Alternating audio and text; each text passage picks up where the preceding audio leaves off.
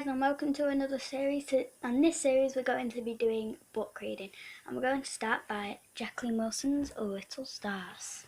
And today we're going to be I'm going to be reading chapter 1 to 3. Chapter 1. I woke with a start, my head hurting, aching all over. For a moment I didn't know where I was. Indeed, I felt so fuddled I didn't even know who I was. Hetty Feather, Sapphire Battersea, Emerald Star. I had 3 names now. Was I Hetty, curled up in my soft feather bed in the cottage, or shivering in the narrow iron bed in the farming hospital? Was I Sapphire, tossing and turning on the servant's truckle bed in the attic, or still as a statue in my merman's costume at the seaside? Was I Emerald, still reeking of fish in my nightgown, or exhausted in my caravan bunk, with Elder the elephant trumpeting in the distance? I could hear shouting, thumping, scrapping. I must be at Tanglefield Circus. Oh Lord, was Diamond in trouble? I had to protect her. Had that evil clown Beppo beaten her cruelly because she tumbled during her act? Diamond! I'm here, Hetty, she murmured, clinging to me, her strands of long yellow hair tickling my face. Oh, Diamond, you're safe, I said, holding her tight. Of course I'm safe. We ran away, she said sleepily. We ran away, yes, of course we did. I grabbed the clown's penny farthing. Little Diamond balanced on my shoulders, and I pedalled, and we got away from Beppo and Mr. Tanglefield.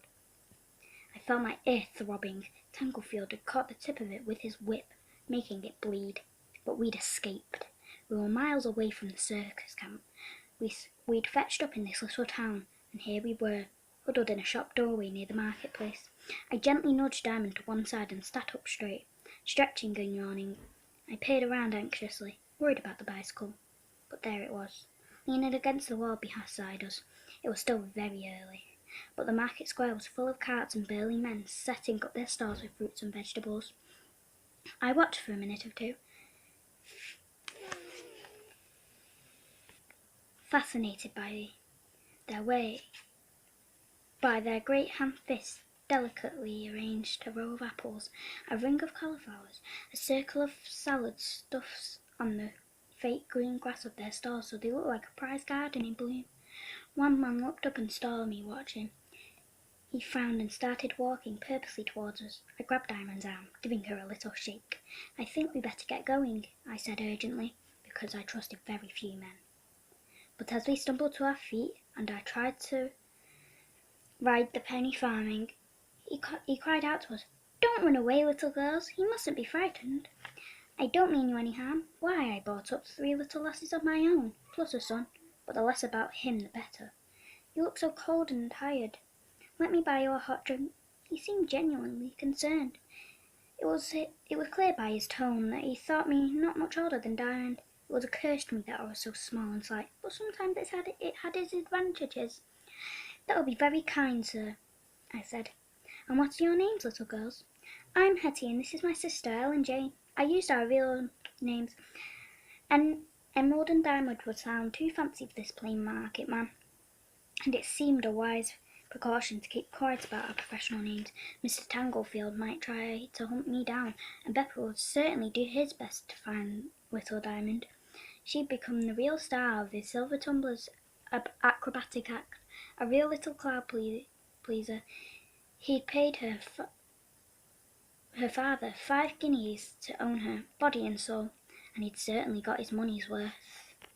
I glanced at Diamond, hoping she wouldn't find it odd that I'd used her real name, but she was beaming. Her face was pale and tear-stained, but her hair tangled and her clothes badly creased, but she still looked angelic. Sister, she murmured, putting her hand in mine, clearly loving the notion. I squeezed her hand tight. Ah, said the market man, bless the little cherub. Well, I'm Sam Perkins, and that's my stall over there. Perkins, pick of the crop, finest fruit, vegetables and greens. He gave a little bow. Good morning, Mr. Perkins, I said, bobbing him a curtsy, and giving Diamond's arm a little tug so she'd do likewise. We're pleased to meet you. Oh, you pets, ain't you got lovely manners? But look, the little one's shivering. Let's warm you up with a hot cup of tea. There was a small tea shop at the side of the market. open from the crack of dawn for the market trade. We followed in Mr. Perkins' wake. I gave Diamond our little suitcase while I carefully wheeled the penny farthing. I was reluctant to leave it against the wall of the tea shop.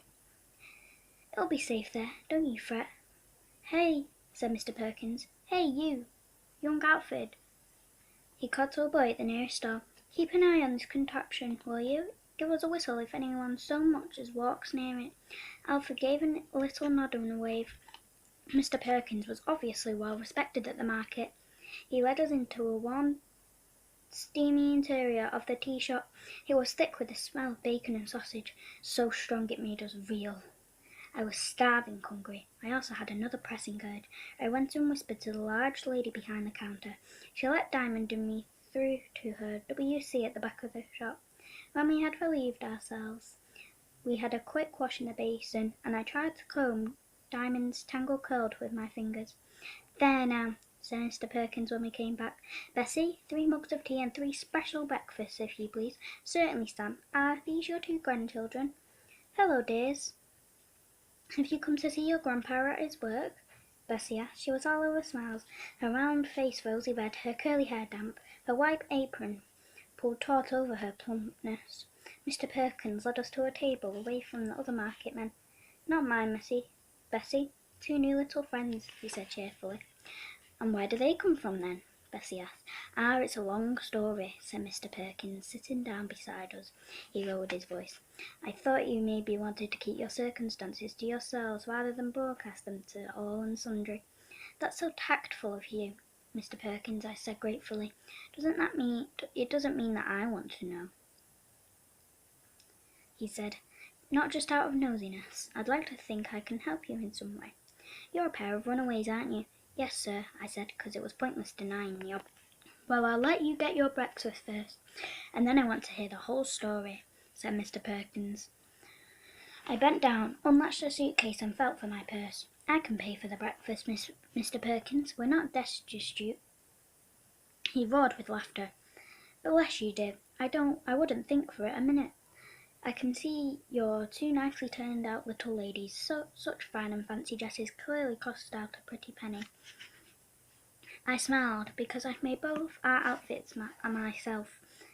I kept my purse in my hand, but Mr. Perkins shook his head. "Now pop that purse back in your case.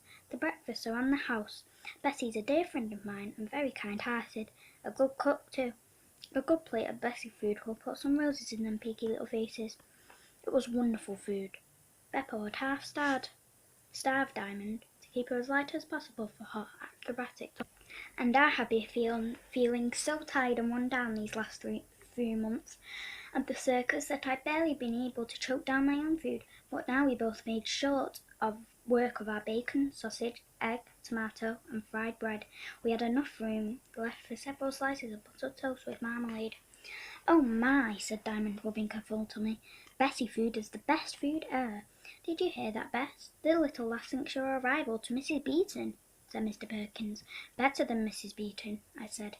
"I tried several of her recipes with Miss Brisket when I first went into service, and it seemed an awful lot of fiddling about for very average results. Or perhaps it was simply my culinary skills that were lacking. I wished I'd had more time with Mamma so she could have taught me. I felt a longing for her as sharp as a toothache, and bent my head. What is it, lass? Come now, wet your whistle with your tea, and tell your Uncle Sam all about it," said Mr. Perkins, patting my head in a kindly fashion. I really wish he were my uncle. I had a moment's fantasy that he might take a shine to us and treat us like real grandchildren. We'd no longer have to try and earn our own livings. We could be a little girl again, safe and sound, safe and cosy, still at school. Diamond would become the pet of the whole family. Mr. Perkins would show her that men could be kind instead of cruel. I thought of her father selling her for a handful of silver guineas, Beppo beating her savagely as if she made some slight mistake. The tears in my eyes spilled over. "Hey now, don't start crying or you'll set me off. I blub like a baby. I'm warning you," said Mr. Perkins, pressing his own crumpled handkerchief on me. I sniffed and dabbed at my eyes fiercely. I told myself I was only tearful because I was tired. I knew Diamond was looking at me anxiously. I gave her a watery smile, managing to control myself. I'm sorry, I'm being silly, I said. I wondered if I dare tell Mr. Perkins the whole truth. Are you going to tell me what you two are doing here?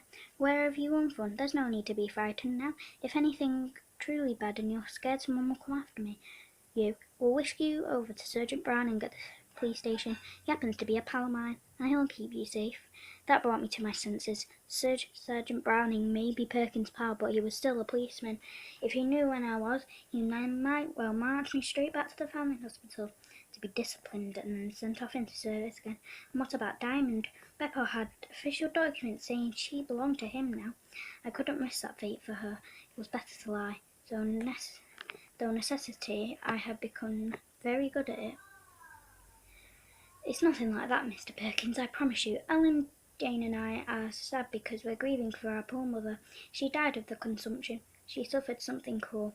Tears poured down my face again.